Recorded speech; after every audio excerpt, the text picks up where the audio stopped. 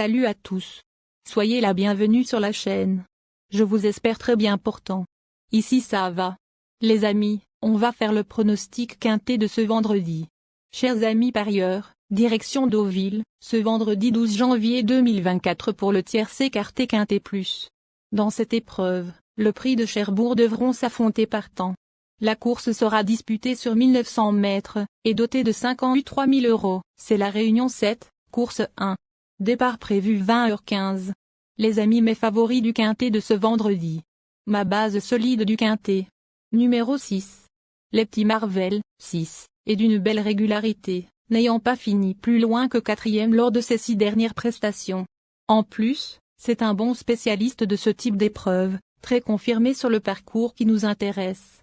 En dernier lieu, dans le quintet du 21 décembre, il a bien réagi après avoir tardé à trouver l'ouverture.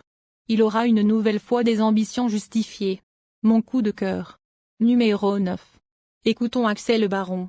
Dernièrement, pour son retour dans un gros handicap, Iouman, 9, s'est montré très courageux car le déroulement de course ne nous a pas été favorable. Bien que nanti d'un bon numéro de corde, 7, on s'est retrouvé né au vent en épaisseur et malgré cela, il a très bien terminé. Il est resté en belle forme et avec un bon parcours, j'espère le voir encore très bien courir. Ma dernière minute du quintet. Numéro 3. On écoute Mathieu Brasme.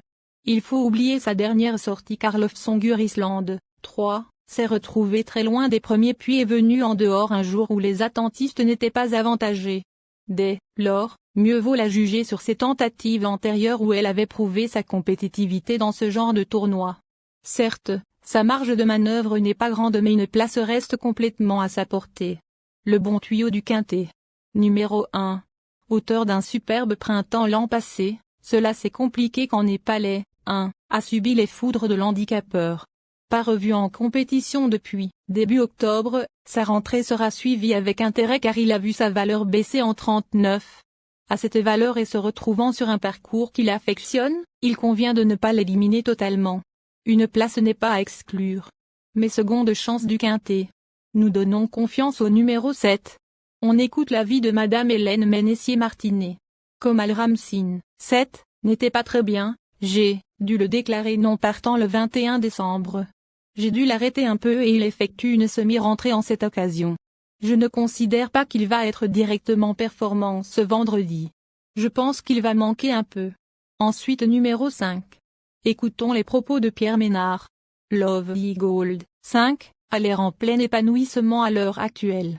Il se plaît sur le parcours proposé. Il peut aller devant comme attendre. Comme il a pris de la maturité et qu'il devient de plus en plus professionnel, il n'a plus besoin d'artifice. Je pense qu'il n'a pas fini de progresser. Il est resté très bien. S'il a un déroulement de course favorable, il devrait encore disputer l'arrivée. Ensuite numéro 16. Havana 6, 16, est dans l'ensemble régulière et possède pas mal d'expérience dans les handicaps. Elle n'a découvert la PSF que tardivement, 16 novembre, et cela s'est soldé par un succès, sur cette piste de Deauville. En dernier lieu, sur le tracé qui nous intéresse, elle a montré qu'elle pouvait encore avoir son mot à dire malgré une situation au point moins favorable. Cela dit, elle monte de catégorie. Enfin numéro 11. Écoutons Christophe Ferland.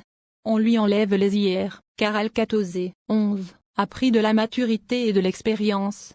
Maintenant, cela ne sert plus à rien.